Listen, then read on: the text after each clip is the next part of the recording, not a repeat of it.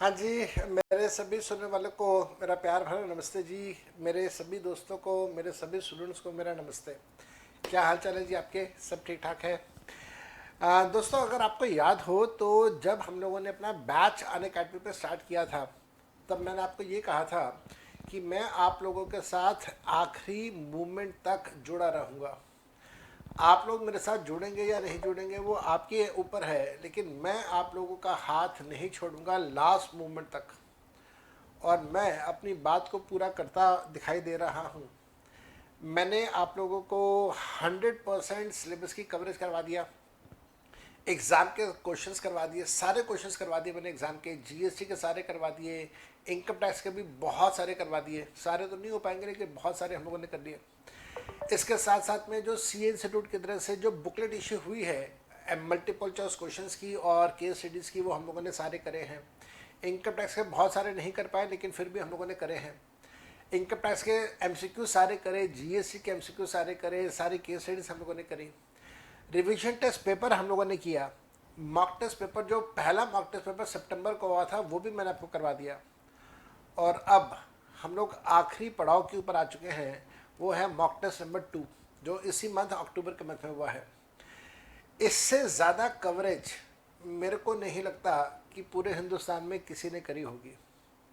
अगर किसी ने करी है तो उसको भी बहुत ज़्यादा मुबारकें कि इतनी मेहनत स्टूडेंट्स के साथ। तो हम लोग आज यहाँ पे मॉक टेस्ट पेपर स्टार्ट कर रहे हैं अक्टूबर में जो हुआ था। उम्मीद करूँगा कि आप लोगों को ये वाला मॉक टेस्ट भी बहुत अच्छा लगेगा, बिल्कुल वैसे ही जैसे आप लोगों ने पहला मॉक टेस्ट पेपर कंप्लीट करा है। एक और चीज़ आप लोगों को पहले बता देता हूँ, वो ये है कि आज 20 तारीख है। हाँ, आज 20 तारीख है। और आज 20 तारीख को रात 10 बजे आपका जीएसटी का एग्ज़ाम नंबर 2 है, टेस्ट नंबर 2 है।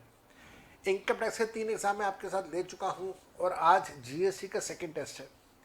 जो जीएसटी का आज सेकंड टेस्ट है, रात 10 बजे है। उसके अंदर हम लोग आधा सिलेबस कवर अप कर रहे हैं, और उसका जो सोल्यूशन होगा, वो सोल्यूशन मैं आप लोगों के साथ कल डिस्कस करूंगा स्पेशल क्लास में। तो स्पेशल क्लास का लिंक मैं आप लोगों के साथ आज शेयर कर दूंगा। आप उस लिंक को फॉलो करके मेरे साथ ज्वाइन कर सकते हैं, जब मैं आपके साथ कल 21 तारीख को सोल्यूशन डिस्कस करूंगा। So what I seriously believe is कि I have done a lot and lot a lot. अगर फिर भी आपको लगता है कहीं पे भी कि साहब कहीं पे कुछ कमी रह गई है, कुछ और आप ये करवा देते तो और अच्छा हो जाता, तो एक बार मेरे को बताइएगा ज़रूर। चाहे कॉल करके बताइए, मैसेज करके बताइए। तो मैं पूरी पूरी कोशिश करूँगा कि मैं वो वाली चीज़ भी आपके साथ डिस्कस कर दूँ। एक चीज़ मेरे को याद आती है, जो कि एक दो स्टूडेंट से मेरे को बोली थी, वो ये था कि सर जो सैलरी के चैप्टर में प्रोविडेंट फंड है, उसमें थोड़ा सा इशू रहता है, डाउट रहता है कि 12% करें या 7.5 लाख की लिमिट लगाएं। इसी प्रकार से इंटरेस्ट में 9.5% की लिमिट लगाएं, 2.5 लाख की लिमिट लगाएं, क्या करना है, वो कन्फ्यूजन रहता है। ये कन्फ्यूजन बड़ा स्वाभाविक सा है, बड़ा नेचुरल सा है। उसकी वजह कारण यही है, उसकी वजह कारण यही है कि साहब कानून के अंदर कोई क्लैरिफिकेशन नहीं है। और कानून में क्लैरिफिकेशन नहीं है, तो हमारे सी इंस्टीट्यूट को थोड़े से गट्स दिखाने चाहिए थे, उनको थोड़ा सा स्टेप फॉरवर्ड करके क्लैरिफिकेशन देना चाहिए था। एटलीस्ट अपनी ओपिनियन तो बता ही सकते थे कि हमारे ओपिनियन में ऐसा होना चाहिए। ठीक है, आप कानून को नहीं बदल सकते, आप कानून में क्लैरिफिकेशन नहीं दे सकते, लेकिन अपना एक सोच, अपनी एक ओपिनियन तो बता ही सकते हैं। जैसे मैंने बार बार आपको ये कहा कि मेरी ओपिनियन है, मेरी सोच ये है कि आपको 9.5% इंटरेस्ट के केस में और 12% जो कंट्रीब्यूशन है उसके केस में आपको उसका 12%, 9.5% का एग्जामेशन भी देना चाहिए। और ओवर एंड अबव 7.5 लाख का जो है उसका भी आपको एग्जामेशन देना चाहिए। अगर कंट्रीब्यूशन की बात करें, इंटरेस्ट में 2.5 लाख का देना चाहिए। तो कानून में अगर दो बातें कही गई है, तो दोनों बातों का आपको जो पॉइंट है वो अप्लाई करना चाहिए। बट क्या ये बात 100% ठीक है? क्लैरिटी से मैं भी नहीं कह सकता, क्योंकि कानून ऐसे तरीके से बना हुआ है। मैं जो अभी प्रेजेंटली जो मेरा बैच चल रहा है, जिसमें मैं मई 2023 वाले स्टूडेंट्स को पढ़ा रहा हूँ, उसके अंदर तो मैंने एक बड़ा सीधा सा अप्रोच फॉलो कर लिया है कि अगर एम्प्लॉयर का कंट्रीब्यूशन पूरे साल में, अगर एम्प्लॉयर का कंट्रीब्यूशन पूरे साल में 7.5 लाख रुपये से कम है, तो उसे टैक्सेबल नहीं कर रहे। 12% वाला पॉइंट भी मैं अप्लाई नहीं कर रहा, और उसके ऊपर जो ब्याज आ रहा है, इंटरेस्ट आ रहा है, वो भी एग्जाम कर रहे हैं। इसी प्रकार से एम्प्लॉय का जो कंट्रीब्यूशन है उसका 80C में डिडक्शन मिल जाता है, लेकिन एम्प्लॉय के कंट्रीब्यूशन का ब्याज वो एग्जाम हो जाएगा अगर कंट्रीब्यूशन 2.5 लाख रुपए से कम का है। तो 2.5 लाख से ज़्यादा है तो टैक्सेबल होगा। अगर यहाँ पे एम्प्लॉयर एम्प्लॉई दोनों कंट्रीब्यूट करें तो 2.5 लाख की लिमिट आती है, लेकिन मान लीजिए अगर सिर्फ एम्प्लॉय कंट्रीब्यूट करता है, एम्प्लॉयर कंट्रीब्यूट नहीं करता प्रोविडेंट फंड में, तो फिर 5 लाख की लिमिट आती है। आपको ये बात भी अच्छे से पता है। तो मई 23 में तो मैं ऐसे तरीके से करवा रहा हूँ मई 23 एग्जाम्स के लिए कि भाई कोई किसी तरह के कोई मन में डाउट बची ना। But at the same time मैं बार बार ये कहता हूँ कि सीए इंस्टीट्यूट को थोड़ी सी मेच्योरिटी दिखाते हुए यहाँ पे अपनी ओपिनियन एटलीस्ट कम से कम एक्सप्रेस करनी चाहिए थी। And it is very sad and it is very unfortunate कि सीए इंस्टीट्यूट ने अपनी कोई ओपिनियन एक्सप्रेस नहीं करी है, to which even I feel very bad. आज का सेशन हम लोगों ने स्टार्ट करना है जहाँ पर मैं आपके साथ मॉक टेस्ट डिस्कस करूँगा, और मेरे साथ काफ़ी सारे स्टूडेंट जुड़ चुके हैं। Welcome everybody, welcome to the class. We are joined by Neha, Abhishek Bansal, Abhishek Bansari, Yashwant, Poonam Arora, ये नाम मैं पहली बार पढ़ रहा हूँ। Welcome Poonam, welcome to the class. Sanskar, Vidyanshi, Yash, Jessica. Jessica कल आपने कुछ मैसेज भेजा था लेकिन मैं उसका जवाब नहीं दे पाया। मेरी आजकल तबीयत ठीक नहीं चल रही है। कल रात को भी आई वॉज वेरी अपसेट, मेरा स्टमक अपसेट था कल रात को भी, और इस समय भी I am having a fever. मेरे को इस समय काफ़ी तेज़ बुखार है, 101 के आसपास का बुखार है मेरे को, और साथ में स्टमक अपसेट है। I am wanting to go to washroom time and again, and उसके साथ साथ में गला भी ख़राब है, तो I am not feeling good. तो जैसे मैं थोड़ा सा ठीक रहूँगा I will give you a call. Jessica, मेरे कॉल किया वेट कीजिएगा। मैं हो सकता है आज ना कर पाऊँ, लेकिन मैं आपको कॉल करके आपके सारे डाउट्स का जवाब दूंगा। Then we are joined by Jessica. Jessica के बाद सुरभि। सुरभि, गुड आफ्टरनून बेटा, गुड आफ्टरनून जी। यशवंत, अभिषेक बंसारी, पलक जोशी। पलक जोशी, गुड आफ्टरनून जी। देन एंड बाकी सारे स्टूडेंट्स, ठीक है। तो आइए आज के सेशन हम लोग स्टार्ट करें। मैंने आप लोगों को लिंक दे दिया है, आप एक बार वो लिंक प्लीज़ अपने दोस्तों के साथ एक बार शेयर ज़रूर कर दीजिए। आप एक बार अपने दोस्तों के साथ शेयर ज़रूर कर दीजिएगा इसका। यहाँ पे एक स्टूडेंट है सिमी। सिमी कहती है आप कहाँ रह गए, हम आपका यूट्यूब पे वेट कर रहे हैं। I am there in the class. Simi, आप हैं क्लास में क्या?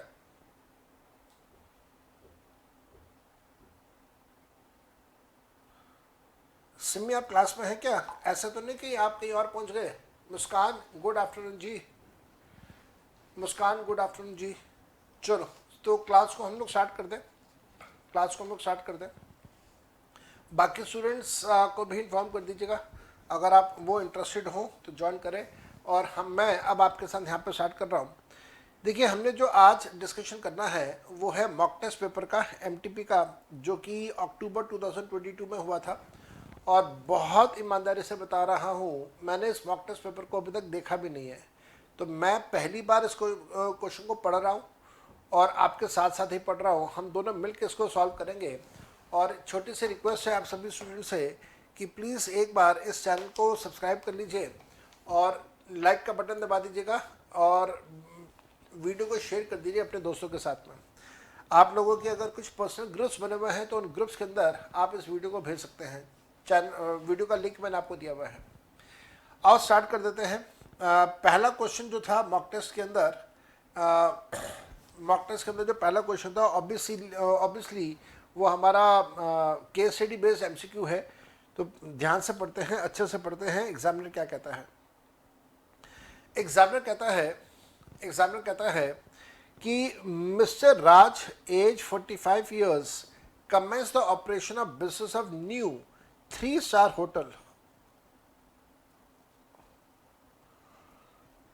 Commenced the operation of a business of new 3-star hotel in Mumbai, Maharashtra on 1st of April 2021. आप लोग सब बताइए, क्या 3-star होटल से कुछ याद आया? अभिषेक बंसारी, बहुत बढ़िया। अभिषेक पंसारी और यशवंत ने कहा सर ये तो स्पेसिफिक बिजनेस है। बिल्कुल ठीक कह रहे हो। स्पेसिफिक बिजनेस में हम लोगों ने कंसेप्ट करा था कि आपके पास क्या होना चाहिए, आपके पास क्या होना चाहिए, कम से कम 2 स्टार रेटिंग का होटल होना चाहिए। होटल की ओनरशिप आपके पास हो, मैनेजमेंट किसी और के पास हो तो भी, और अगर होटल की ओनरशिप और मैनेजमेंट आपके पास है तो भी 35 AD का डिडक्शन मिल जाता है। मिनिमम 2 स्टार रेटिंग, जैसे यशवंत ने कहा, बिल्कुल ठीक कह रहे हो बेटा। Moving on, he incurred a capital expenditure of 90 lakh rupees on land in March 2021। Yashwant, अभिषेक, सब बताओ, यश आप भी बताओ, सुरभि आप भी बताओ, क्या जमीन के ऊपर अगर पैसा खर्च किया जाए, अगर जमीन के ऊपर पैसा खर्च किया जाए तो क्या वो पैसा प्रॉफिट एंड लॉस अकाउंट के अंदर डेबिट होगा? Answer is no. जैसे सुरभि ने कहा डिसअलाउ हो जाएगा, अभिषेक ने कहा नॉट अलाउड है। बहुत बढ़िया मेरे बेटा, शाबाश। मुस्कान ने कहा टैक्सेबल हो जाएगा। टैक्सेबल तो नहीं होगा बेटा, ऐसा तो नहीं कि टैक्सेबल होगा, लेकिन हाँ वो पैसा पीएल अकाउंट में डेबिट नहीं करेंगे, क्योंकि लैंड की वैल्यू हमेशा अप्रिशिएट होती है, कभी डिप्रिशिएट नहीं होती। आगे लिखा हुआ है and it was capitalize in the books of accounts on 1 April 2021। During the year 21-22, during the year 21-22, इस साल ही incurred a capital expenditure of 2.5 crore, out of which 1 crore was acquisition of land and 1.5 crore was acquisition of building exclusively for the above purposes। Again land का खर्चा debit नहीं होगा। The payment in respect of the above expenditure was made through an account paid check। The profit of the business of running this hotel before claiming deduction under 35 AD was 75 lakh rupees। Raj is not opting for 115 BAC। Mr. Viraj, who is a brother of Raj का भाई विराज, has commenced the business of manufacturing of apparels on 1st of October 2021। He employed 220 new employees during the year, details of whom are as under। याद आया कुछ आपको? apparels का business, new employee, यहाँ पे 80 JJAA का हमें डिडक्शन मिल जाएगा। 80 JJAA का डिडक्शन है अभिषेक बंसल, सुरभि त्रिवेदी, अभिषेक पंसारी, यश फालिया, जसिका शर्मा, विद्यांशी खंडेलवाल। बिल्कुल आप ठीक कह रहे हैं। संस्कार, बिल्कुल आप ठीक कह रहे हैं बेटा। तो आपको नंबर ऑफ एम्प्लॉय दिए हुए हैं 40, 80, 50, 30, 20। रेगुलर एम्प्लॉय है या कैजुअल एम्प्लॉय है वो दिया हुआ है, और कौन सी तारीख को एम्प्लॉयमेंट पे है वो दिया हुआ है। आप मेरे को ये बता दो, सब बता दो। यश आप भी बता दो बेटा कि अगर बिजनेस एपरल्स का हो या लेदर गारमेंट्स का बिजनेस हो तो वहाँ पे number of days of employment 240 days का चेक करेंगे या 150 डेज का चेक करेंगे? बताओ जी, 240 डेज है 150 डेज? वहाँ पे आप 150 डेज चेक करते हैं, ठीक। और 30% सैलरी फॉर 3 ईयर्स, 3 साल की लिए 30% सैलरी का आपको डिडक्शन मिल जाता है। एग्जामिनर कहता है all regular employees participate in the recognized provident fund and their emoluments are paid by the account paid cheque. The profits and gains derived from the manufacture of apparel for that year is 80 lakh rupees and the turnover is 11 crore रुपए। Based on the facts of the case scenario given above, choose the most appropriate answer to the following questions। आपने सबसे ज़्यादा appropriate answer जो है वो देना है। पहला क्वेश्चन क्या है? पहला क्वेश्चन क्या है? पहला क्वेश्चन है assuming that Raj has fulfilled all conditions which are specified to claim deduction under 35 AD and has not claimed any deduction under chapter 6A under the heading C and so on, which he is eligible to claim deduction for the current assessment year। तो 35 AD में वो कितना deduction claim कर सकता है आपने ये बताना है। चलो आप लोग बताइए। 90 लाख रुपीज़ जो ज़मीन का खर्चा है वो तो डेबिट होगा नहीं। 90 लाख जो ज़मीन का है वो तो डेबिट होगा नहीं। साथ साथ में जो आपने 2.5 करोड़ का खर्चा किया था उसके अंदर आपने 1 करोड़ ज़मीन का किया था, ये भी डेबिट नहीं होगा। लेकिन जो 1.5 करोड़ रुपये ये बिल्डिंग का किया था, आप इस 1.5 करोड़ की बिल्डिंग का खर्चा लेस कर देंगे यहाँ पे। तो यहाँ पे 1.5 करोड़ दैट इज 150 लाख का आपको डिडक्शन मिल जाएगा। My answer is 150 lakh. C institute ने आंसर क्या दिया है? सी इंस्टीट्यूट ने भी फर्स्ट का आंसर दिया है डी, बिल्कुल ठीक है। तो हमारा पहला आंसर इज 100% करेक्ट। नेक्स्ट पे आ जाओ, नेक्स्ट पे आ जाओ। परम परम कहते हैं sorry sir for being late, कितना हो गया? कुछ नहीं हुआ बेटा, बस आपका जो मॉक टेस्ट पेपर 2 है, जो आपका अक्टूबर की सीरीज का मॉक टेस्ट है, उसको डिस्कस करना स्टार्ट किया है। पहला क्वेश्चन केस स्टडी का है, तो केस स्टडी डिस्कस कर रहे हैं, और पहला क्वेश्चन हो गया है केस स्टडी का। इसके आगे के क्वेश्चंस करेंगे। एग्जामिनर कहता है assuming that mister Raj also has another existing business of running a 4-star hotel in Ahmedabad, which commenced operation 20 years ago, the profit of which are 130 lakh rupees for the current assessment year. What would be the income which is chargeable to or loss under the head business and profession for the current assessment year? मेरे बेटा ध्यान रखिएगा, अगर आप पहले से एक 4-star business करते आ रहे हैं, सिमी ज्वाइन कर रहे हैं, hello Simi, welcome to the class. कहाँ चले गए थे आप? आपने मेरे को मैसेज डाला कि सर मैं आपकी वेट कर रहा हूँ या कर रही हूँ, और आप फिर खुद गायब हो गए। कहाँ थे आप? आपने मेरे को 12:05 पे मैसेज किया था, सर जी आप कहाँ रह गए, हम सब आपका यूट्यूब पे वेट कर रहे हैं। तो कहाँ, कौन से चैनल पे वेट कर रहे थे आप? मैंने तो आपको मैसेज भी किया ग्रुप के अंदर। उसके बाद अचला झा, सर वो दूसरे लिंक पे ज्वाइन कर लिया था। अरे क्यों? दूसरा लिंक गलती से ज्वाइन कर लिया था क्या दूसरे लिंक पे? चलो कोई बात नहीं, गलतियां हो जाती हैं ऐसी।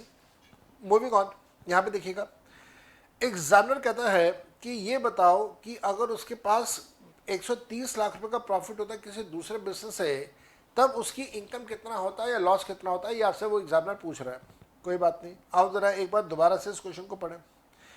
यहाँ पे 90 लाख रुपए का खर्चा है जो कि लैंड का है, उसका आपने कुछ नहीं करना। 1 करोड़ का लैंड का खर्चा, आपने उसका कुछ नहीं करना। 1.5 करोड़ में बिल्डिंग का खर्चा है, ये 1.5 करोड़ पे जो बिल्डिंग का खर्चा है, इसका आपने पीएल अकाउंट में डेबिट करना है। और क्या यहाँ पे कुछ आपको प्रॉफिट दिया हुआ है? वो कहता है the profit of the business of running this hotel is 75 lakh rupees. ठीक है, तो 75 लाख रुपीज का प्रॉफिट आपको दे रहा है, 75 लाख रुपीज का आपको प्रॉफिट दे रहा है, और आपने 1 करोड़ कितना, 1 करोड़ 50 लाख रुपए का आपने वो देना है, इसमें से खर्चा डेबिट करना है। तो ये खर्चा यहाँ पे डेबिट हो जाएगा। तो और उसके अलावा और क्या आएगा? उसके अलावा और क्या आएगा? बिजनेस एंड प्रोफेशन की बात कर रहा है, तो ये हो गया जी आपके पास 75 का लॉस, 75 का लॉस है। 130 का प्रॉफिट दिया हुआ है यहाँ पे, 130 का प्रॉफिट दिया हुआ है आपको, तो जरा करके देखिएगा। 130 का प्रॉफिट और 75 का लॉस, 130 माइनस 75 आपके पास आता है 55। तो 55 की इनकम आती है। आंसर हमारे पास हो जाता है बी, आंसर हो जाता है बी। देखिएगा कितना आंसर आ रहा है आपका। अभिषेक ने कहा डेबिट, ठीक कह रहे हैं आप। सुरभि ने कहा 75, नेहा ने कहा 75, अभिषेक ने कहा 75 का लॉस, यश ने कहा बी इज 55, अभिषेक पंसारे ने कहा 55, अभिषेक बंसल, विद्यांशी खंडेलवाल, परम और सिम्मी, सबका आंसर आ रहा है बी 55। ठीक है जी। सिम्मी क्वेश्चन तो आपने पढ़ा नहीं, आंसर बता रहे हो 55, क्वेश्चन तो आपने पढ़ा नहीं अभी तक। चलो कोई बात नहीं, नेक्स्ट आ जाओ। एग्जामिनर कहता है if out of the amount of 1 crore which was paid for the acquisition of land in the year 21-22, 50 lakh was paid by cash, what would be the answer to 1 and 2 above? अगर ऊपर cash में दिया होता तो हम लोग क्या करते हैं?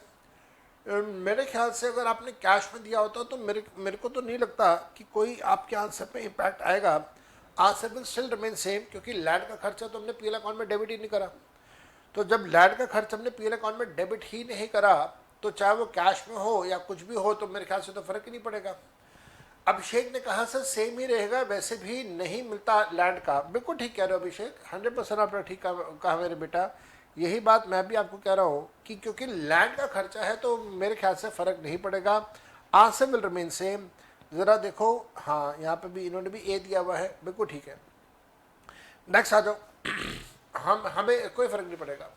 पर हमने कहा लैंड अंडर सेक्शन 37 में अलाउड नहीं है। 37 कहाँ से आ गया मेरे बेटा? 37 तो है नहीं, 35 AD की बात हो रही है मेरे बच्चे यहाँ पे। 35 AD की बात हो रही है, 37 तो है नहीं कहीं पे भी। नेक्स्ट आओ, एग्जाम में कहता है considering the assumption which is given in question number 2 above. Question number 2 में जो अजम्पशन दिया है, अच्छा ठीक है, what would be the tax payable which is rounded off by Mr. Raj for the current year? Tax payable कितना होगा? 55 लाख है, तो 55 लाख पर टैक्स कैलकुलेशन कर दीजिए। 45 ईयर्स की एज है, तो 55 लाख पे टैक्स कैलकुलेशन कर दीजिए। और ध्यान रखिएगा 55 लाख का मतलब है सरचार्ज लगेगा यहाँ पे। तो अगर आप टैक्स कैलकुलेट करें 55 लाख का माइनस 10 लाख इंटू 0.3 प्लस 1,12,500, तो टैक्स आता है 1462,500 प्लस 10% का सरचार्ज भी आ जाएगा, जो कि आ गया 146,250। ऐड कर दे तो 1608,750 प्लस 4% का हेल्थ एजुकेशन सेस 64,350। ऐड करके मेरे पास आ जाता है 1673,100।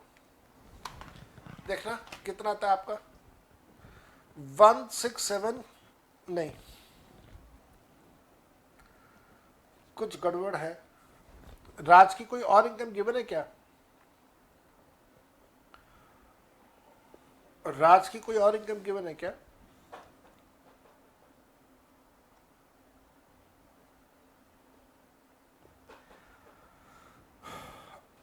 राज की कोई और इनकम है क्या इसमें?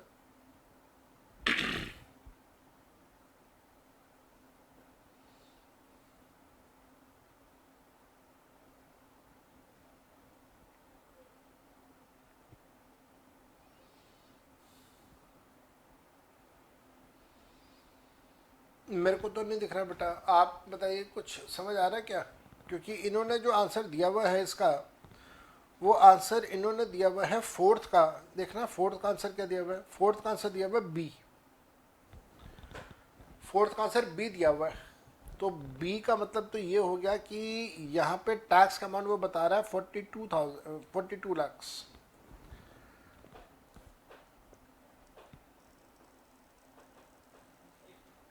पढ़ो एक बार, दोबारा से पढ़ो, कहीं पे कुछ लिखा हो, कुछ समझने की कोशिश करो। Raj, age 45 years, commenced the business of a new 3-star hotel in Mumbai. He incurred a capital expenditure of 90 lakh rupees exclusively for the above business and capitalized the same in the books of accounts. Capitalize का मतलब है balance sheet में डाल दिया। Further, he incurred a capital expenditure of 2.5 lakh रुपए, out of which 1 crore रुपए was for land and 1.5 crore was for acquisition of building. Exclusively for the above business, the payment in respect of above expenditure were made by account paycheck. The profit from this business is 75 lakh. Raj is not opting for 115 BSc. All employees of this is मेरे को तो नहीं समझ आ रहा भाई। आप में से किसी को समझ आ रहा है कि ये 42,03,940 कैसे आ रहा है? यहाँ पे पुलकित ने कहा 80 JJAA। पुलकित दो बातें, पहले तो ये है कि अगर मैं 80 JJAA का डिडक्शन दूंगा तो मेरी इनकम कम होगी, टैक्स एबिलिटी मेरी कम होगी, पर टैक्स एबिलिटी कम थोड़ी ना करनी है, बढ़ानी है। एक बात तो ये हो गई। दूसरा, जो 80 JJAA है वो तो विराज का है, उसके भाई का है, राज का थोड़ी ना। हम तो यहाँ पे राज की कैलकुलेशन कर रहे हैं। पर हमने कहा sir it is an ambiguous question. देख लो यार, ऐसा ना हो कि कुछ पॉइंट ऐसा हो। अरे रुको रुको रुको रुको रुको, देखो ऊपर क्या लिखा हुआ है, क्वेश्चन हम लोग मिस कर रहे हैं। वो कहता है considering the assumption given in point 2 above. तो पहले पॉइंट 2 तो पढ़ो। पॉइंट 2 क्या था? ठीक तो है, हम तो ऐसे ही किया था। Assuming that Mr. Raj also has another existing business of running a 4-star hotel which commenced operation in 20 years back, the profit from which are 130 lakhs, what would be the income chargeable या loss under the head business and profession, तो ठीक तो है, 45 लाख आ रहा है।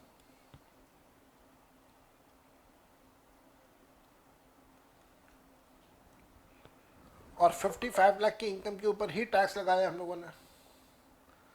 भाई अगर आप में से किसी को पता चले कि हम लोग कहाँ पे गलती कर रहे हैं, अगर आप में से किसी, पुलकित ने कहा 1.5 करोड़ होगा, 1.5 करोड़ कैसे होगा बेटा,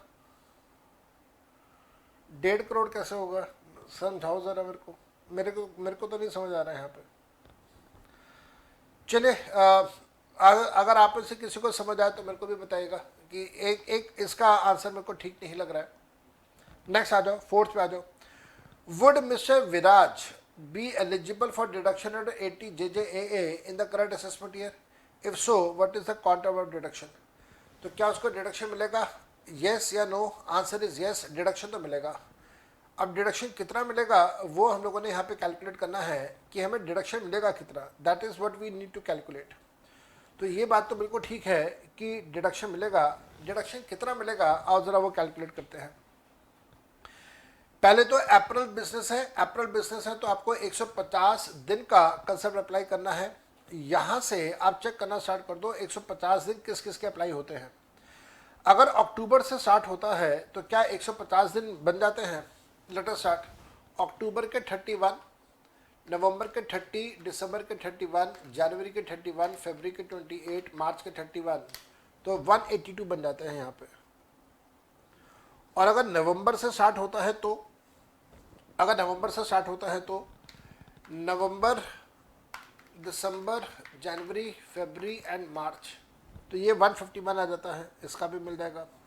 और दिसंबर से स्टार्ट होता है तो दिसंबर, जनवरी, फरवरी एंड मार्च, तो यहाँ पे इसका आ जाता है 121, इसका आ जाता है 121।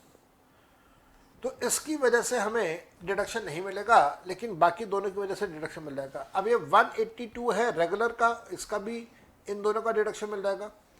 151 में कैजुअल है, डिडक्शन नहीं मिलेगा, रेगुलर है, डिडक्शन मिल जाएगा। तो 3 लोगों का हमें डिडक्शन यहाँ पे मिल जाएगा। सैलरी की लिमिट भी लगेगी सर, बिल्कुल लगेगी बेटा, मैंने तो मना ही नहीं करा, सैलरी की लिमिट लगेगी। एक एक करके चलूंगा ना आगे, एक एक करके ही तो मैं आगे बढ़ूंगा, मैं बिल्कुल एक बार में आगे कैसे बढ़ जाऊँ। तो जैसे मैंने पहले डेज कैलकुलेट कर लिया, फिर मैंने वो रेगुलर है कैजुअल है वो चेक कर लिया, तो हमें समझ आ गया ना। अब एक और चीज़, आप बताओ सैलरी की लिमिट कितनी है? सैलरी की लिमिट है 25,000 रुपये। तो यहाँ पे इसका तो डिडक्शन मिल जाएगा, इसका भी डिडक्शन मिल जाएगा। इसका डिडक्शन हमें नहीं मिलेगा, वैसे भी कैजुअल एम्प्लॉय है, ये रेगुलर एम्प्लॉय है, और यहाँ पे ये कैजुअल एम्प्लॉय है, डिडक्शन नहीं मिलेगा। अच्छा ये बताओ एग्जैक्ट 25,000 होने पे डिडक्शन मिलेगा या नहीं मिलेगा? एग्जैक्ट 25,000 होने पे डिडक्शन मिलेगा या नहीं मिलेगा? अगर एग्जैक्ट 25,000 पे है, पुलकित वर्मा कहते हैं बी इज द आंसर। पुलकित जो बेटा जो पूछा उसका जवाब तो दो बेटा, क्या एग्जैक्ट 25 पे डिडक्शन मिलेगा? सुरभि ने कहा नहीं मिलेगा सर, बिल्कुल ठीक कह रहे हो सुरभि, अभिषेक बिल्कुल ठीक कहा आपने, तो इसका भी डिडक्शन नहीं मिलेगा। तो डिडक्शन सिर्फ 2 का आ रहा है हमारे पास। तो 2 कौन से हैं? 24,000 के 40 एम्प्लॉई, यहाँ पे लिख देता हूँ 24,000 के 40 एम्प्लॉई 6 महीने के लिए, और फिर उसके बाद 24,500 के 80 एम्प्लॉय 6 महीने के लिए। 24,500 के 80 एम्प्लॉय 6 महीने के लिए, दोनों को जोड़ दीजिए, दोनों को जोड़ के उसका आप 30% कर दीजिए, कितना आता है? 24,000 के 40 एम्प्लॉय 6 महीने के लिए मेमोरी में डाल दिया, 24,500 के 80 एम्प्लॉय 6 महीने के लिए मेमोरी में डाल दिया, मेमोरी रिकॉल किया तो आता है 17,52,000 रुपये। उसका 30% कैलकुलेट करा तो आ जाता है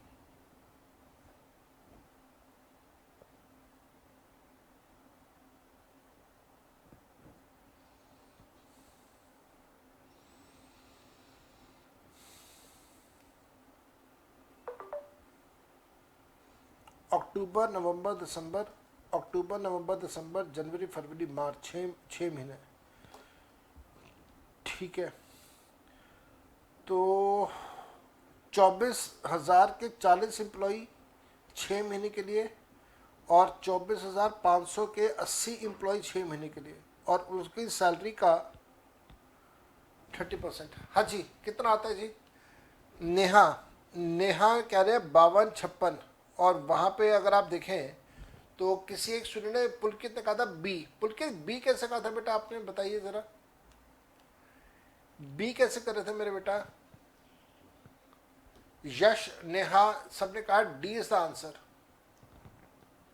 देख लो यार, कुछ गलती तो नहीं कर रहे। अगेन यहाँ पे भी आंसर हमारा मैच नहीं कर रहा है, कुछ गलती कर रहे हैं हम लोग, कुछ ऐसा जो हम लोग मिस कर रहे हो।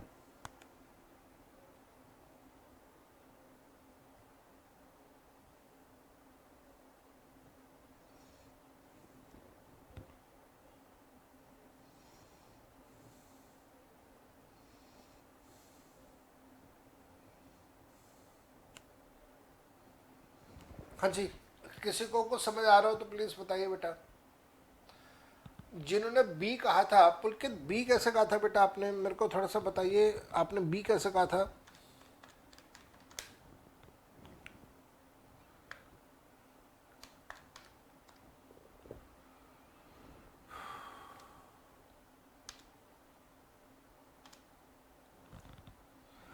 एक बार ये देखना नोट्स में ज़रा चेक करना कि एग्जैक्ट 25,000 के ऊपर डिडक्शन मिलेगा या नहीं मिलेगा। ज़रा चेक करना एग्जैक्ट 25 के ऊपर डिडक्शन मिलेगा या नहीं मिलेगा। मेरे ख्याल से तो एग्जैक्ट 25 के ऊपर डिडक्शन मिलेगा। मेरे ख्याल से तो एग्जैक्ट 25 के ऊपर डिडक्शन मिलेगा। 25 से ज़्यादा होगा तो डिडक्शन नहीं मिलेगा। तो 25 एम्प्लॉई हैं, 25 एम्प्लॉई हैं, ये इन एम्प्लॉयज़ का भी डिडक्शन आएगा बेटा। यहाँ पे एक और आएगा, 25,000 रुपये की सैलरी पे कितने एम्प्लॉयज़ हैं? 30 एम्प्लॉयज़ हैं। मेरे ख्याल से तो ये भी आएगा, 25,000 की सैलरी पे 30 एम्प्लॉयज़ हैं 5 दिन के लिए, 5 महीनों के लिए, इसका भी आएगा। अब ज़रा चेक करना एक बार, 24,000 multiply by 40 multiply by 24,000 multiply by 40 multiply by 6, 24,500 multiply by 80 multiply by 6, 25,000 multiply by 30 multiply by 5, memory recall करके इसका 30%, 6381 ये आ गया जी। तो ये 25,000 वाला भी आएगा, जो एग्जैक्ट 25,000 है डेफिनेटली आएगा। 25 से ज़्यादा होने पे, 25 से ज़्यादा होने पे आपको नहीं मिलता, लेकिन ये 25 आएगा। हाँ, सुरभि ने कहा मोर देन 25,000 पे लिखवाया आपने, ठीक कह रहे हो जी, मैंने कर दिया वो भी Surabhi.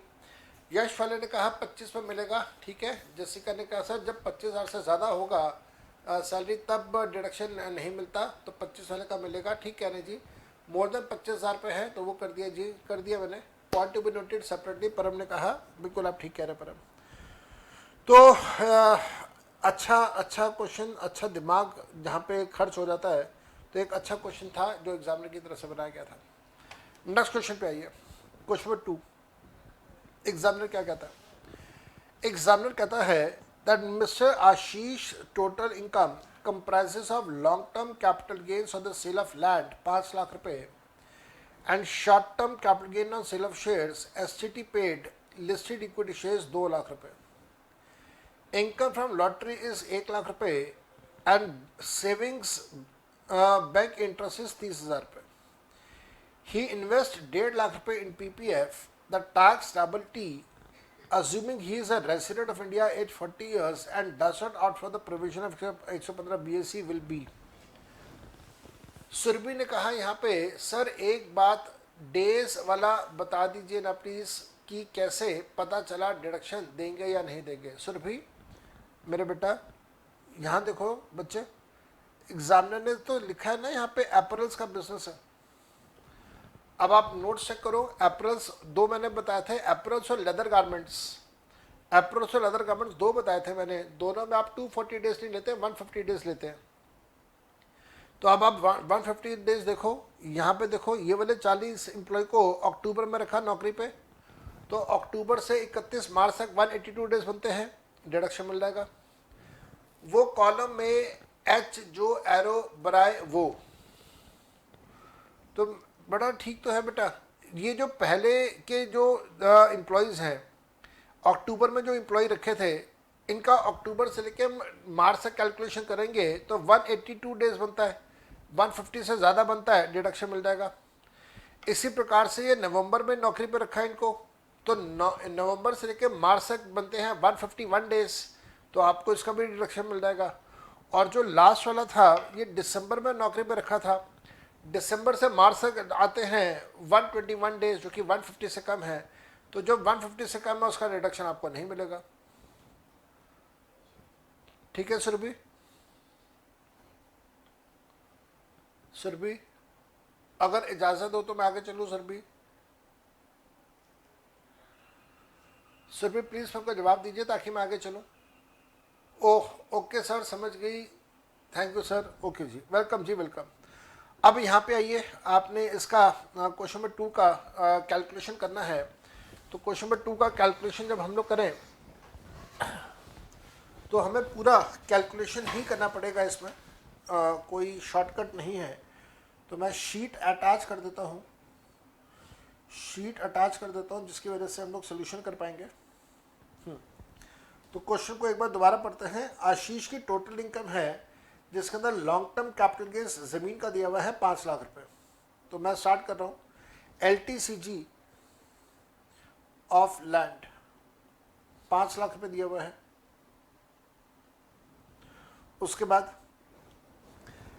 Short term capital gains on sale of shares of listed equity shares 2 lakh रुपए। Short term capital gains under section 111A 2 lakh रुपए। उसके बाद लॉटरी की इनकम 1 लाख रुपए और सेविंग्स अकाउंट 30,000 रुपए। लॉटरी 1 लाख रुपए और सेविंग्स अकाउंट इन बैंक आपको 30,000 रुपए का दिया हुआ है। ठीक है, उसने 1.5 लाख रुपए पीपीएफ में डाला।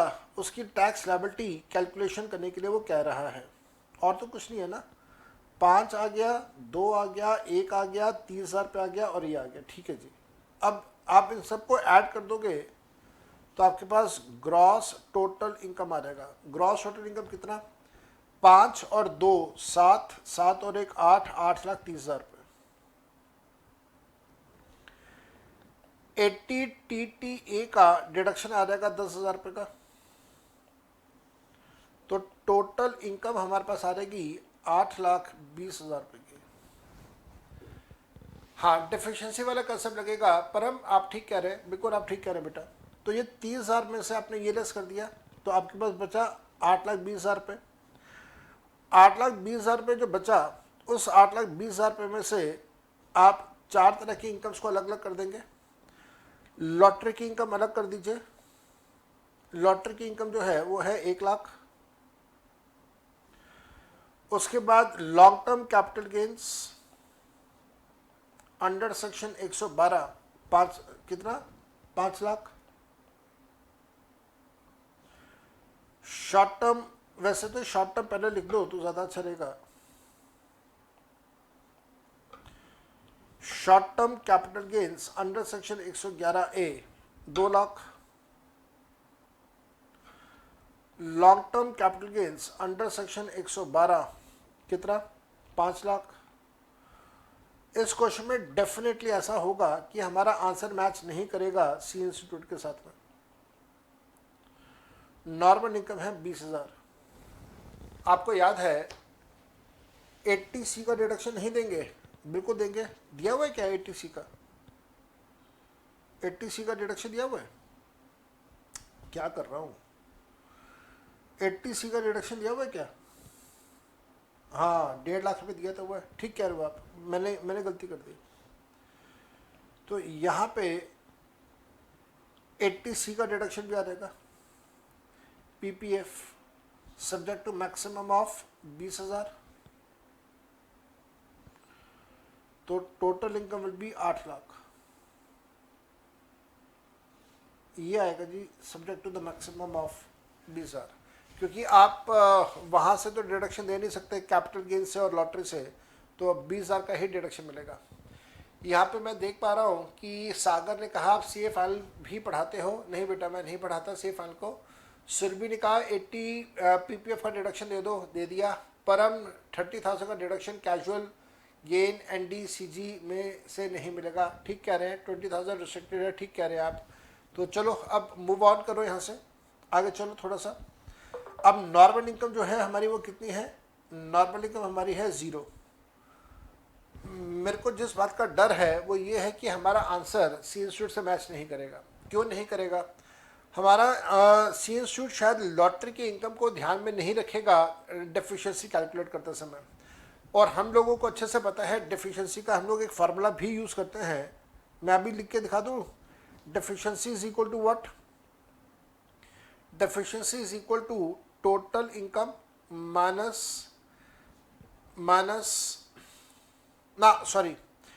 deficiency is equal to basic exemption limit minus total income minus LTCG under section 112, STCG under section 111A minus LTCG under section 112A। Basic exemption limit 2.5 lakh, total income 8 lakh. 8 lakh में से आपने लेस करना है 5 और 2, माइनस 5 लाख माइनस 2 लाख। तो इसका मतलब हो गया 2.5 लाख माइनस 1 लाख और डेफिशिएंसी आ गई 1.5 लाख रुपए की। डेफिशिएंसी 1.5 लाख की है। अब जो डेफिशिएंसी 1.5 लाख की डेफिशिएंसी है आप उसको कैपिटल गेन से पूरा करोगे। 1.5 लाख की डेफिशिएंसी आपने यहाँ पे पूरा करा तो आपके पास जो बचा वो बचा 1 लाख की लॉटरी, 2 लाख का शॉर्ट टर्म कैपिटल गेन। यहाँ से 1.5 लाख रुपये आपने माइनस कर दिया तो बच गया आपके पास 3.5 लाख और यहाँ पे आपके पास आया 1.5 लाख। इसके ऊपर आपने टैक्स लगाना है 30% का। यहाँ पे आपने टैक्स लगाना है शॉर्ट टर्म कैपिटल गेन है तो 15% का। यहाँ पे आपने टैक्स लगाना 20% का। यहाँ पे आपका स्लैब 1 के हिसाब से टैक्स लगेगा। तो 1 लाख का 30% 30,000 रुपये, 2 लाख का 15% व्हाट? 2 लाख का 15% अगेन 30,000 रुपये, 3.5 लाख का 20% 70,000 रुपये और यहाँ पे 0। जब आप सबको जोड़ देंगे तो आपके पास आ जाएगा 130 प्लस 4% का हेल्थ एजुकेशन सेस, 130 इंटू 4% जोड़ के 135,200। मेरे ख्याल से आंसर नहीं मैच करेगा हमारा। करेक्शन ये है, 100% करेक्ट ये है 135,200। क्या इन्होंने दिया हुआ है? पता था, दिएगा ही नहीं। एक भी ऑप्शन नहीं दिया हुआ, एक भी ऑप्शन नहीं दिया हुआ। 135,200 एक भी ऑप्शन नहीं दिया हुआ इन्होंने। और इन्होंने पता क्या किया होगा? इन्होंने पूरा 2.5 लाख रुपए की डेफिशिएंसी माना होगा। एक भी ऑप्शन नहीं है यहाँ पे, ये गलत है। एक भी आंसर नहीं है मैच कर रहा। और यहाँ पे इन्होंने आंसर क्या दिया हुआ है? आंसर दे रहा सी। मैं सी आंसर कैलकुलेट करके आपको दिखा देता हूँ। मैं इसका आंसर आ रहा है ये 144,400। मैं आपको कैलकुलेट करके दिखाता हूँ। आप क्या करो कि डिफिशिएंसी का पैसा पूरा 2.5 लाख रुपये मान के शिफ्ट कर दो। पूरा 2.5 लाख रुपये मान के शिफ्ट कर दो, आपका आंसर मैच कर जाएगा। करके देख लो। लॉटरी का 30, शॉर्ट टर्म कैपिटल गेंस का 30, लॉन्ग टर्म कैपिटल गेंस का पूरा 2.5 लाख रुपये शिफ्ट करना है। तो 2.5 लाख का 20% विल बी 50,000 रुपये। एक 10 आ गया। एक 10 के ऊपर 4% जोड़ के 11,44,00 आ रहा है। तो इनका क्या आ रहा है? 11,44,00। मैंने कहा ही था। इन्होंने पूरी डेफिशिएंसी 2.5 लाख की शिफ्ट करी हुई है। गलत है, होता ही नहीं ऐसा। डेफिशिएंसी जो है 2.5 लाख की नहीं होगी। लॉटरी इनकम भी तो है, लॉटरी इनकम का भी तो आपने मैच करना है। लॉटरी का भी तो करना आपने, गलत करते हैं। आपको याद होगा मैं बार बार ये बात बोल रहा हूँ, जब से बैच स्टार्ट हुआ तब से मैं ये वाला कंसेप्ट डिस्कस कर रहा हूँ, तब से वाला कंसेप्ट डिस्कस कर रहा हूँ। मैं इसके बारे में बात करूँगा। एक आप जानते होंगे एम के गुप्ता सर हैं, तो मैं आज कॉल करता हूँ एम के गुप्ता सर को, पूछता हूँ कि सर ये मॉक टेस्ट में इन्होंने ये किया हुआ है। अभिषेक कहते हैं सर अगर टैक्स पेबल पूछता तो लॉटरी इनकम का टीडीएस लेस करते क्या? देखो ऐसा है अभिषेक, मैंने बार बार आपको कहा कि अगर एग्जामिनर टीडीएस की बात नहीं कर रहा ना, तो आप भी टीडीएस को बीच में मत लेके आओ, आप भी एग्जाम टीडीएस मत लेके आओ बीच में, तो छोड़ दो, क्यों टीडीएस का पंगा क्यों लेते हो? यश कहते हैं सर छोड़ो सारी बकवास, मेरे को ये बताओ कि एग्ज़ाम में मैं क्या करूं, अगर ये क्वेश्चन दोबारा एग्जाम में आ जाए तो मैं क्या करूं? मेरे पास जवाब ही नहीं बेटा, मैं क्या जवाब दूं? मैं तुम्हें ये बोल दूं कि एग्ज़ाम के अंदर सिर्फ नंबर लेने के लिए 2.5 लाख की डिफिशिएंसी मान लो, मेरा तो जो ज़मीर है वो अलाउ नहीं करता बेटा इस बात को। बाकी आप देख लो, जैसे आपको अच्छा लगे बेटा वैसे कर लेना, मेरा तो ज़मीर अलाउ नहीं करता कि मैं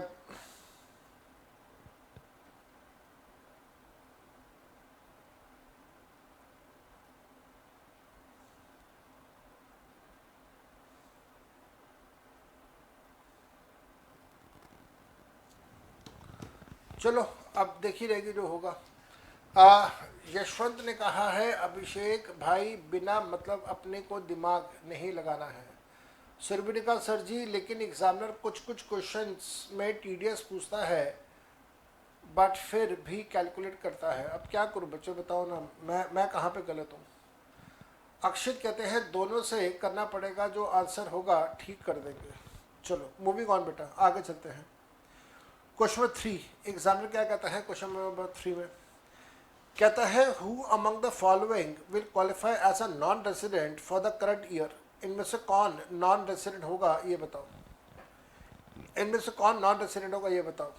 पहला, mister Bob who is an Italian dancer came to on a visit to India to explore Indian dance on 15th of September 2021 and then left on 25th of December 2021. For past 4 years, he visited India for dance competition and stayed in India for 120 days each. तो एक Italian dancer है Bob के नाम से, India में आता है, सितंबर में आता है और 25 दिसंबर को चला जाता है। तो 15 सितंबर ज़रा काउंट करके देखिएगा, सितंबर में होते हैं 30 डेज, 14 दिन आप हटा दें, सितंबर के 16, सितंबर के बाद अक्टूबर के 31, नवंबर के 30, दिसंबर में जाता है 25 तारीख को, तो 102 दिन हो गए, 102 डेज।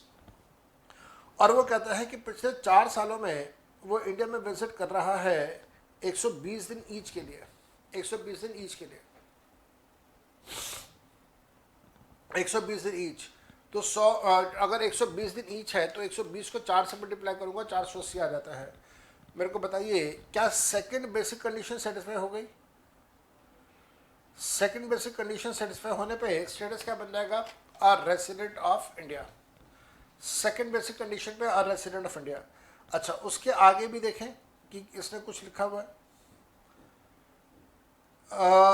एग्जामिनर ने ये पूछा था ना कि रेसिडेंट कौन है। अच्छा, who will qualify as a non resident, तो बॉब तो रेसिडेंट है भाई साहब। आगे देखते हैं बॉब के बाद मिसेस समरथ who was born and settled in USA visits India each year for 100 days to meet his parents and grandparents. Born in India in the year 1946, living in Delhi, his Indian income is 15,20,000 रुपये। लो जी, समरथ है जो born and settle in USA है, India में visit करता है 100 दिन के लिए to meet his parents and grand parents who were born in 1946। इसका मतलब ये हो गया कि Samarth is a person of an Indian origin. अगर कोई व्यक्ति इंडियन ओरिजिन का है या इंडिया का सिटीजन है या इंडिया का ओरिजिन का है और उसकी इंडिया की इनकम 15 लाख रुपए से ज़्यादा है, अगर उसकी इंडिया की इनकम 15 लाख रुपए से ज़्यादा है तो 120 डेज वाला कंसेप्ट अप्लाई करते हैं? बोलो बेटा यस या नो? 120 डेज वाला कंसेप्ट अप्लाई करते हैं। यहाँ पे ये 100 डेज के लिए आ रहा है, क्योंकि 120 डेज से कम है तो ये यहाँ पे बन गया नॉन रेसिडेंट। नेक्स्ट आ जाओ। Mister Joseph an American scientist left India to his home country for a fixed employment over there. He stayed in India for study and research in medicine from January 17 till July 2021। July 21 है तो ज़रा count करके देखते हैं। अप्रैल के 30, मई के 31, जून के 30, जुलाई का 1, तो 92 डेज तो करंट ईयर में हो जाते हैं।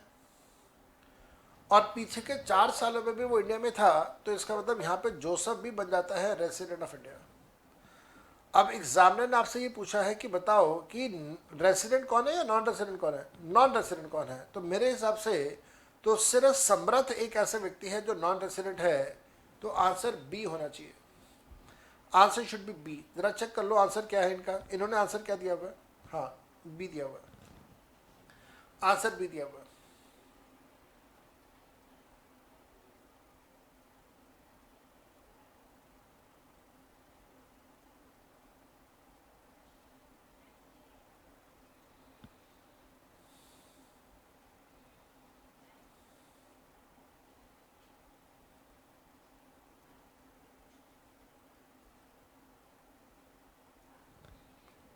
चलो नेक्स्ट आ जाओ,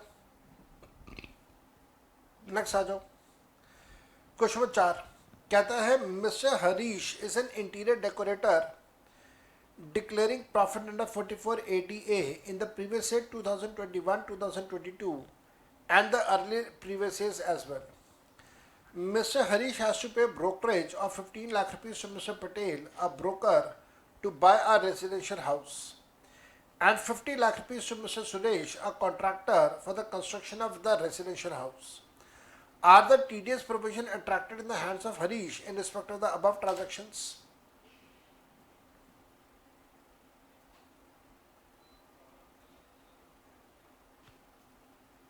आप लोग मेरे को बताएं, सब बताएं। फालिया, यश फालिया ऐसा नहीं है। वो कह रहा है कि इंटीरियर डेकोरेटर है और वो 44AD फॉलो कर रहा है।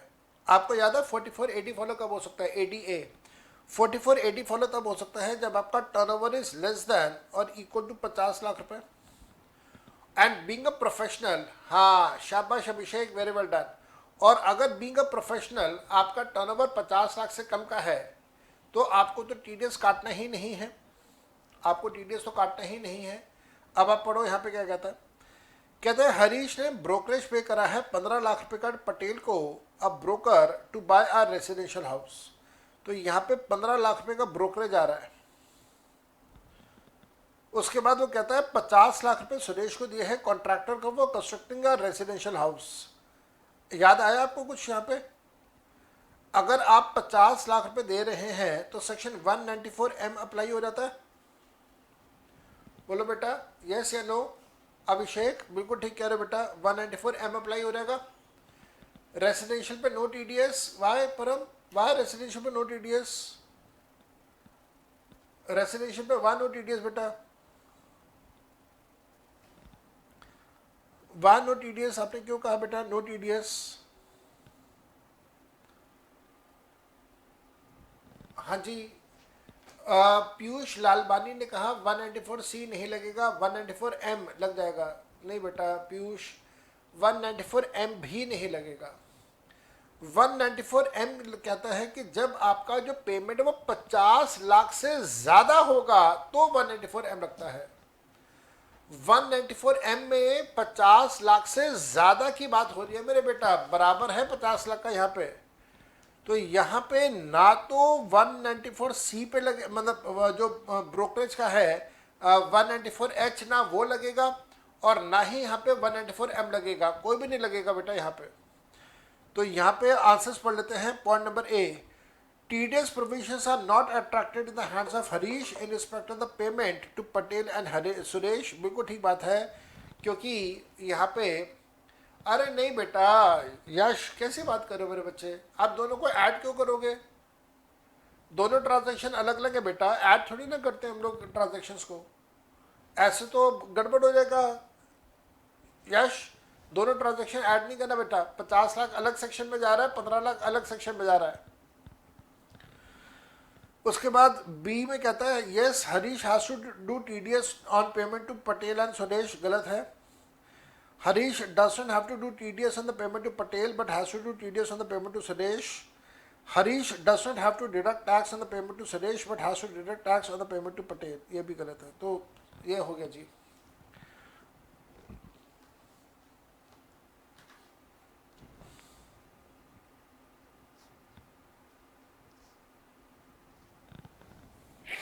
नेक्स्ट आ जाओ, क्वेश्चन नंबर 5 पे आ जाओ। नेक्स्ट एग्जामिनर क्या कहता है?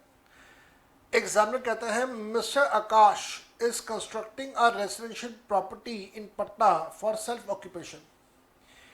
He had taken a loan of 40 lakh रुपए from State Bank of India in March 2021, that is पिछले साल, for this purpose.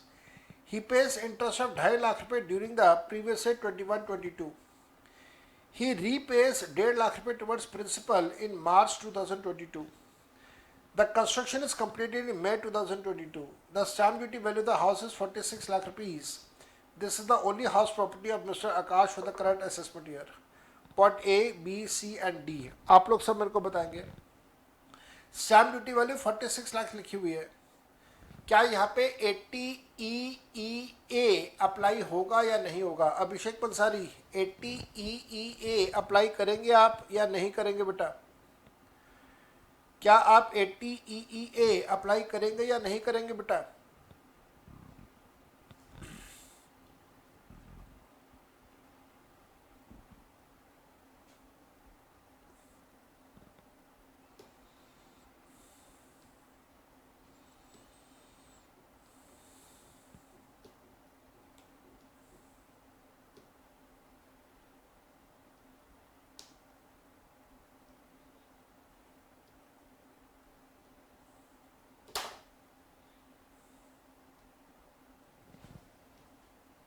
हाँ जी, मैं वेट करूँ आप लोगों के आंसर की। श्रद्धा ने कहा 45 लाख से कम होना चाहिए। पीयूष ने कहा नो सर 45 लाख की लिमिट है। ठीक कह रहे हो। तो 80 तो चला गया। आप लोगों ने जो मेन मुद्दा है वो देखा नहीं अभी तक। जो मेन मुद्दा है वो ये है कि construction of the property is getting completed in May 2022। That means financial year 21-22 के अंदर प्रॉपर्टी की कंस्ट्रक्शन कंप्लीट नहीं हुई, और जब तक प्रॉपर्टी की कंस्ट्रक्शन कंप्लीट नहीं होगी आपको ना तो सेक्शन 24 का डिडक्शन मिलेगा, ना 80C का मिलेगा, और ना ही आपको 80 का मिलेगा। पीयूष कहाँ से आ गया बेटा प्री कंस्ट्रक्शन? प्री कंस्ट्रक्शन तो अगले साल आएगा ना मेरे बेटा, मई 22 लिखा हुआ है, अगले साल कंस्ट्रक्शन कंप्लीट हो रही है मेरे बेटा। तो जो भी आपको डिडक्शंस मिलेंगे वो अगले साल मिलेंगे ना, इस साल डिडक्शन थोड़ी ना दोगे आप। तो आंसर मेरे हिसाब से तो ये होना चाहिए Akash is entitled to deduction of 2 lakh rupees under 24 and 1.5 lakh rupees under 80C। गलत, ये तो नहीं होगा।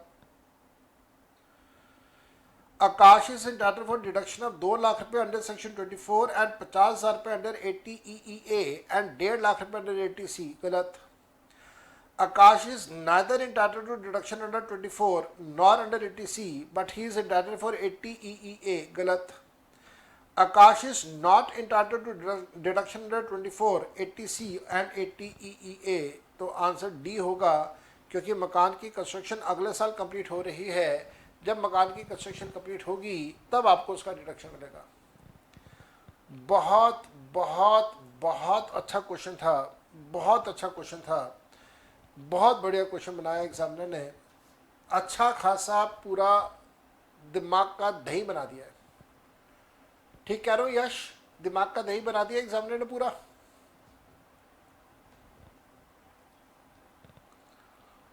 ठीक, अब जरा जीएससी के क्वेश्चन देख लें फटाफट। जीएससी के क्वेश्चन भी देख लेते हैं। जीएससी के क्वेश्चन भी देख लेते हैं। जीएसटी का जो केस स्टडी दिया हुआ है वो भी देख लेते हैं। आपको ये समझ आ गया कि आपके एग्ज़ाम का लेवल क्या है। You have understood the level of your examination. अब आप देखिए कि लेवल ऑफ द एग्जामिनेशन कितना ऊंचा है और आपको मेहनत करनी है अभी। अब क्या, अब तो मेहनत करने का टाइम नहीं है हमारे पास। यशवंत ने कहा है और हम दही का रायता बना के फैला देंगे। ऐसा क्यों बोलते हो यार? परम ने कहा ये वाला एमटीबी बढ़िया है। ठीक कह रहे हो आप। सुरभि ने कहा बहुत ऊंचा लेवल है। बिल्कुल ठीक कह रहे हो सुरभि। लेकिन सुरभि एक बात बोलूँ मैं, मेरे को नहीं पता आप मेरी इस बात को कैसे समझेंगे। अच्छे से समझेंगे, बुरे से समझेंगे, बात मेरी मानेंगे नहीं मानेंगे, पर एक बात मैं बोल रहा हूँ सुरभि, इस कॉन्फिडेंस के साथ एग्जामिनेशन हॉल में जाना कि जितनी पढ़ाई आपने करी है इतनी पढ़ाई बाकियों ने नहीं करी है। ये मैं बार बार बोलता हूँ, दावे के साथ बोलता हूँ ये बात। कई बार आपको सुनने में भी अजीब सा लगता होगा कि यार बार बार एक ही बात क्यों बोलते हैं, लेकिन ये हकीकत है बेटा। जितनी पढ़ाई, जितनी मेहनत आपने करी है, बाकियों ने वो मेहनत उतनी पढ़ाई नहीं करी है। आपके आसपास आपके फ्रेंड्स हैं, कभी अगर आपकी उनसे बात हो तो आपने कभी देखा होगा, ऑब्जर्व करा होगा कि कहीं ना कहीं आपकी जो अंडरस्टैंडिंग्स हैं सब्जेक्ट को लेके, that is better, that is superior than all others. I am not sure कि आपका इसमें क्या मानना है, पर जो मेरा मानना है वो मैंने आपके साथ डिस्कस किया है यहाँ पे। अभिषेक ने कहा, अभिषेक पंसारी ने, सर ये इजी है थोड़ा। अक्षित ने कहा सही कहा सर जी। पुलकित ने कहा निचोड़ दिया रे बाबा। हाँ ठीक कह रहे हैं आप, निचोड़ दिया रे बाबा, बिल्कुल आप ठीक कह रहे हैं। चलिए, तो जितने भी स्टूडेंट्स हैं प्लीज़ आप सबसे रिक्वेस्ट, एक बार चैनल को सब्सक्राइब कर दीजिए और वीडियो को लाइक कर दीजिए, वीडियो को शेयर कर दीजिए अपने दोस्तों के साथ में।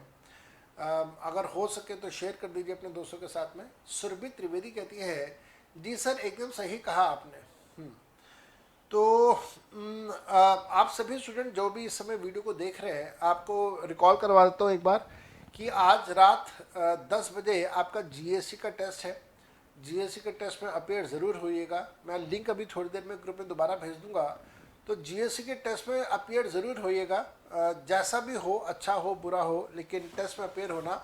और कल दोपहर मैं उसका सोल्यूशन आपको करवाऊंगा, तो वो सोल्यूशन भी एक बार ज़रूर अटेंड कर लेना क्लास का। एंड कल मेरे ख्याल से हम लोग जब ये वाली क्लास करेंगे यूट्यूब पे, तो that would be in all likelihood that should be the last class. और उसके बाद कुछ और होगा तो वो हम लोग डिस्कस कर लेंगे। मेरे को आप ज़रूर बता दीजिएगा उसके बारे में। अगर आप कुछ चाहते हो, किसी एक पर्टिकुलर चैप्टर की कोई रिवीजन चाहते हो या कुछ, तो मेरे को बताइएगा, मैं आपको वो करवा दूंगा। अभी मेरे पास टाइम है अक्टूबर के मंथ में। I still have few hours with me for YouTube, तो मैं आप लोगों को वो सब कुछ करवा सकता हूँ जो भी आप चाह रहे हो, तो मेरे को बता दीजिएगा। यहाँ पे वंशिका गुप्ता ने कहा जी, पुलकित ने कहा जी, बाय बाय। श्रद्धा ने कहा जी सर। सुरभि ने कहा सर जी अब जैसा जैसा डेज पास आ रहा है डर और बढ़ता जा रहा है। सुरभि एक डर होता है जो आपको डिस्करेज कर देता है, और एक डर ऐसा होता है जो आपको कॉशियस कर देता है। होपफुली कि आप डिस्करेज नहीं हो रहे होंगे और कॉशियस हो रहे होंगे कि यार मेरे से कहीं गलती ना हो जाए, इस बात का डर होता है। तो जैसे मैं आपको एक बात बताऊँ, जब ये वाला मॉक टेस्ट मैंने स्टार्ट किया, मैंने ये मॉक टेस्ट इससे पहले कभी पढ़ा ही नहीं था, मैंने क्वेश्चंस पढ़े ही नहीं थे इसमें मॉक टेस्ट के।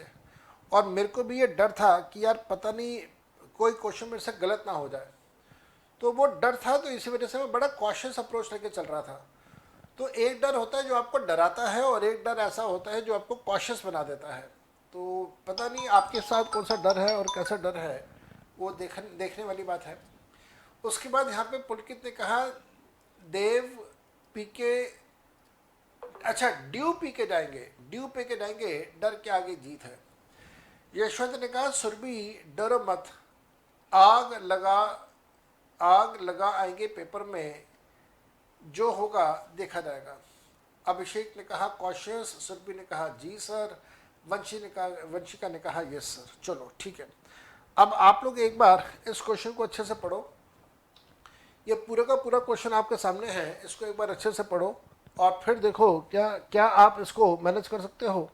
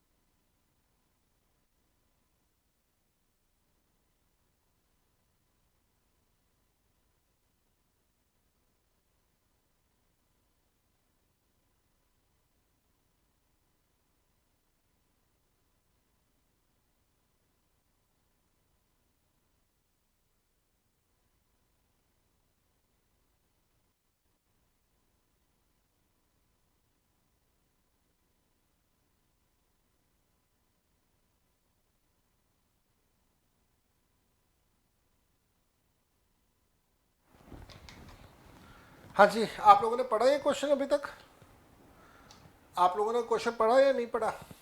यहाँ पे सुरभि त्रिवेदी कहती है, सर मुझे डर इस बात का है कि मैंने फर्स्ट वाली मॉक टेस्ट दी तो अच्छी गई थी और ये वाली मॉक टेस्ट दी तो मुझे पूरी ब्लैंक हो गई, कुछ नहीं समझ आ रहा था, पता नहीं ये कैसे हुआ। कोई बात नहीं, कोई बात नहीं, कोई बात नहीं, कोई बात नहीं, ये ऐसा ही होता है। आप जैसे जैसे एग्ज़ाम के नज़दीक जाएंगे ना, ऐसा आपकी फीलिंग और बढ़ती रहेगी। कोई बात नहीं। चलो, तो यहाँ पे स्टूडेंट्स कहते हैं यस सर हमने इसको पढ़ लिया है, अब आओ इसका सोल्यूशन स्टार्ट करते हैं। मैं भी पढ़ता हूँ, मैंने अभी तक पढ़ा नहीं है। एग्जामिनर कहता है Sarabhai and Sarabhai associates is a partnership firm registered under GST. तो पार्टनरशिप फर्म है, रजिस्टर्ड है जीएसटी में, and is engaged in the various types of the business activities. It has provided the following details of the activities which have been undertaken by it in the current financial year. It supplies taxable goods to Dhanush Enterprises at the price of 8 lakh rupees in the month of April. The credit period of 1 month, with a credit period of 1 month for payment. Thereafter, interest of 12% per annum is chargeable on the consideration. The payment is received from Dhanush Enterprises after a lapse of 2 months from the date of the supply. आप लोग बताएं, interest, क्या interest को supply मानेंगे? Answer should B yes. Interest को supply मानेंगे और उसके ऊपर जीएसटी चार्ज होगा। क्या मैंने आपको ये बात बताई थी कि आप इंटरेस्ट को इंक्लूसिव के हिसाब से काम करिएगा? परम ने कहा इंक्लूसिव, बिल्कुल ठीक कह रहे हो परम, मैंने आपको इंक्लूसिव के हिसाब से सिखाया था। सेकेंड पार्ट पे आइए। It enters into a contract for the supply of 100 office chairs at 15,000 rupees with Ashoka Mart on 21st of August. Chairs were removed from the warehouse of Sarabhai and Sarabhai Associates on 5th of September along with the invoice of the said date. Ashok Mart has paid 30% of the total contract value on 21st of August and 70% was paid after delivery on 10th of September. बताइए, अगर examiner यहाँ से आपको पहले point में supply के बारे में पूछेगा, दूसरे में आपसे वो time of supply of goods के बारे में पूछेगा, ठीक? तो time of supply of goods के बारे में पूछेगा। और आपको याद है time of supply of goods के केस में हम लोग क्या करते हैं, अगर time of supply of goods है तो वहाँ पे हम लोग ये चेक नहीं करते कि आपको पेमेंट कब मिल रही है। आपने चेक करना होता है the invoice date and the last date to issue the invoice, ये तो चेक करते हैं हम लोग। हम लोग तो कभी भी ये चेक नहीं करते, नेवर एवर, हम तो कभी भी ये चेक नहीं करते कि आपको पेमेंट कब मिल रही है। तो date of payment is totally irrelevant.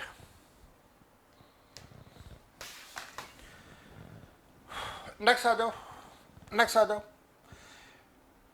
In the month of October it provide services by way of transportation of goods in goods carriage by road to Fishery Department of Government of India, which is registered under GST for the purpose of TDS and not for making taxable supply.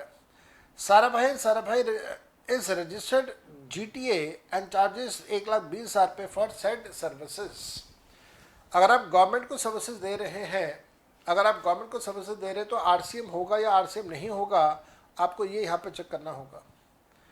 क्या RCM का provision लगेगा या नहीं लगेगा, आपको यहाँ पे ये चेक करना होगा। जीटीए सर्विसेज, हाँ, यहाँ पे सुरभि ने कहा, अक्षित ने कहा सर ये एग्जेम्प्ट होगा, बिल्कुल ठीक कह रहे हैं, चेक करेंगे एग्जेम्प्ट है, टैक्सेबल है, आरसीएम है, आरसीएम नहीं है, सारी बातें हम लोग चेक करेंगे। It also provided services of DSA direct selling agent to NBFC located in Mumbai in the month of December for 50,000 रुपये।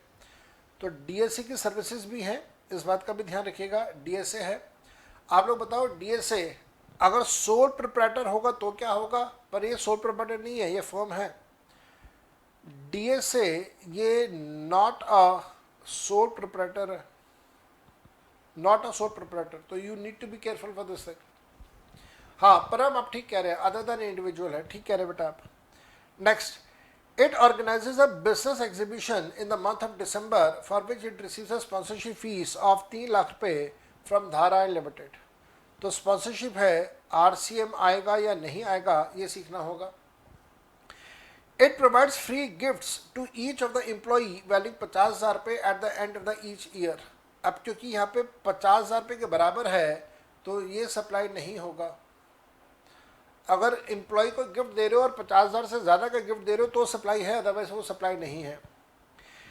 It avails services of Dhruv travel agency for organising a free vacation of its top performing employees in the month of December. The GST of 50,000 rupees is paid on the same. In the same month, it also pays GST of 20,000 rupees for the membership of Rudraksh Fitness Center taken for its CEO. मेरे बेटा याद रखिएगा, 50,000 रुपये का ITC मिल जाएगा आपको और इस 20,000 का आपको ITC नहीं मिलेगा। तो ये आपके पास आ गया टॉपिक कौन सा, ITC का। एग्जामिनर जान खा गया, ITC पूछ लिया, सप्लाई पूछ लिया, RCM पूछ लिया, जान खा गया पूरे क्वेश्चन के अंदर। पर हम ठीक कह रहे हैं, 17.5 का ब्लॉक क्रेडिट अक्षित ने कहा नो ITC, ठीक कह रहे हैं बेटा।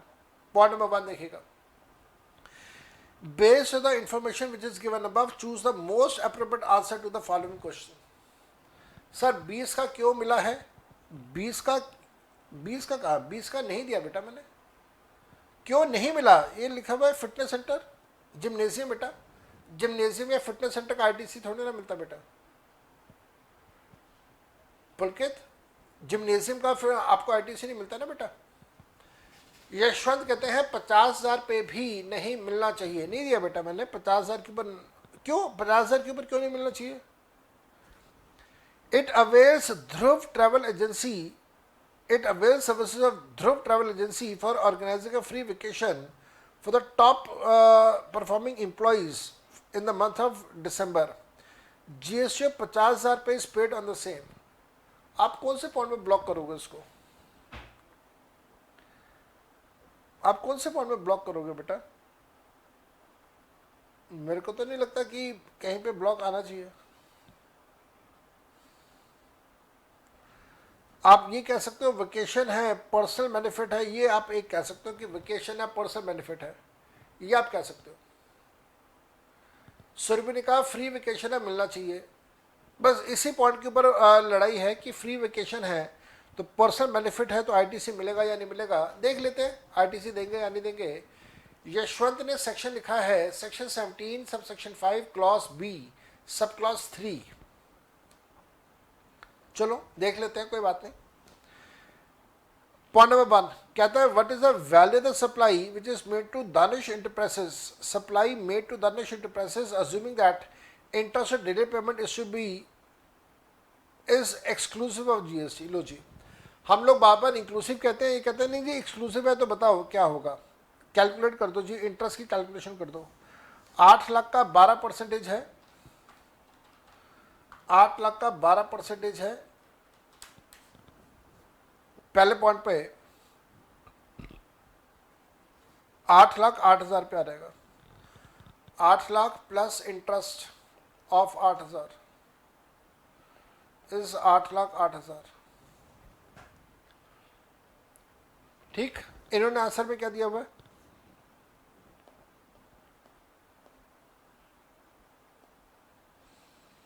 आठ लाख 8,000। ठीक है, नेक्स्ट आ जाओ। एग्जामिनर कहता है what is the time and supply of advance money of 4.5 lakh रुपए for the supply of office shares to Ashoka mart for the balance payment of 10,50,000 रुपए receive. What is the time and supply. तो time and supply will be the date of invoice, date of invoice, date of invoice check कर लो क्या है। What is the date of invoice, the date of invoice is 5 सितंबर, ये दिया हुआ 5 सितंबर। तो मेरा आंसर आ जाएगा यहाँ पे 5 सितंबर, 5 सितंबर डी। हाँ 5 सितंबर, ठीक कह रहे हैं बेटा। यश सुरभि आपने बिल्कुल ठीक कहा। नेक्स्ट आ रही determine the value of the output supply which is made by Sarabhai and associates on which tax is payable under RCM basis. RCM के हिसाब से टैक्स लगेगा तो वैल्यू कितनी होगी, आपसे ये पूछ रहा है एग्जामिनर। आपसे एग्जामिनर ये पूछ रहा है कि RCM के हिसाब से उसका सप्लाई कितना होगा। जरा एक बार देख लो, RCM के हिसाब से सप्लाई कितना होगा। देखो ये तो आपने कहा कि सर 1,20,000 पे तो एग्जेम्प्ट हो जाएगा, तो 1,20,000 ये वाला एग्जेम्प्ट कर दिया आपने, ठीक कहा आपने। और उसके बाद जो यहाँ पे ये वाला है स्पॉन्सरशिप सर्विसेज का, स्पॉन्सरशिप सर्विसेज पे तो RCM लगता है तो मेरा आंसर आ जाएगा यहाँ पे 3 लाख रुपीस। मेरा आंसर आ जाएगा यहाँ पे 3 लाख रुपीस स्पॉन्सरशिप सर्विसेज का। ठीक सुरभि, ठीक कह रहे हैं आप। फिर कहता है the free gift to the value of 50,000 rupees is provided by Sarabhai and associates to each of the employee is बताओ ये सप्लाई है या नहीं है? Considered as a supply, considered as a supply of goods, considered as supply of services, exempt from GST, not a supply as per Schedule 1 of the CGST Act। जल्दी से बताइए आप लोग, आंसर क्या होगा आपका? जल्दी से बताएं आंसर क्या होगा? मेरे हिसाब से it is not a supply. Employees को अगर आप दे रहे हैं तो वो सप्लाई नहीं माना जाता। 5, Sarabhai Associates is eligible to claim ITC of dash in the month of December। ITC कितने का मिलेगा? ऊपर मैं आपके साथ डिस्कस कर रहा था कि ITC कितने का आएगा, ITC कितने का आएगा, तो आप लोगों ने मेरे को कहा कि सर ITC नहीं मिलेगा इसको। जैसे एक स्टूडेंट यश है, यश ने कहा कि सर 20,000 का तो मेंबरशिप फीस है, इसका तो ITC नहीं मिलेगा। और यश ने कहा सर जो वेकेशंस पे जा रहा है उसका भी ITC नहीं मिलेगा। LTC वाला आप कहना चाह रहे थे यश, आप LTC वाला पॉइंट कहना चाह रहे थे कि अगर एम्प्लॉयर ने अपने एम्प्लॉय को LTC पे भेजा है, हाँ परम ठीक कह रहे हो, ठीक कह रहे हो, LTC वाला। तो अगर आप इसको LTC में डाल रहे हैं, ठीक कह रहे बेटा, अगर आप इसे LTC में डाल रहे हैं तो इसके ऊपर भी आपको वो नहीं मिलेगा, ITC नहीं मिलेगा। तो ITC का अमाउंट होगा 0। And then last not the least वो ये कहता है ITC on dash is not blocked. Trucks purchase with the company for transportation of finish goods, ठीक है, इसका ITC ब्लॉक नहीं होता। Aircraft purchase by manufacturing company for the use official use of CEO, ITC block होता है इसका। General insurance ITC block होता है। Car purchase by manufacturing company ITC block होता है। तो मेरा आंसर 6 का होगा A। 6 का आंसर इज A। अभिषेक बंसल ने कहा सर इट इज वॉलंटरी, ये भी तो हो सकता है ना इसका रीजन? हाँ ये भी हो सकता है। LTC में अगर मैंडेटरी होता तो ITC मिल जाता, ये यहाँ पे वॉलंटरी है इस वजह से ITC नहीं मिलेगा। आप ठीक कह रहे हैं बेटा। और बस खत्म, और इसने को दिया ही नहीं हुआ। अच्छा तो ये हो गया जी। अब जो कल की क्लास है, इस कल की क्लास के अंदर फिर मैं आपके साथ बाकी के जो सब्जेक्टिव क्वेश्चंस हैं वो मैं आपके साथ कल डिस्कस कर दूंगा। जो सब्जेक्टिव क्वेश्चंस हैं इस चैप्टर के वो मैं आपके साथ कल डिस्कस कर दूंगा। और उसके बाद अगर आप कहेंगे मेरे को तो मैं आपको संडे को 23 तारीख को या फिर अगले हफ्ते 24 तारीख को मैं कुछ और टॉपिक्स आपको करवा दूंगा जो आप कहेंगे। अदरवाइज़ कल हम लोग इसकी क्लास करके मॉक टेस्ट पेपर को हम लोग कंप्लीट कर देंगे। तो आज यहाँ तक करते हैं। Bye bye, enjoy yourself, best of luck, happy learning to all of you. कुछ भी पूछना हो, कोई भी डाउट्स हो, मेरा व्हाट्सएप खुला हुआ है, आप मेरे को व्हाट्सएप कर सकते हैं।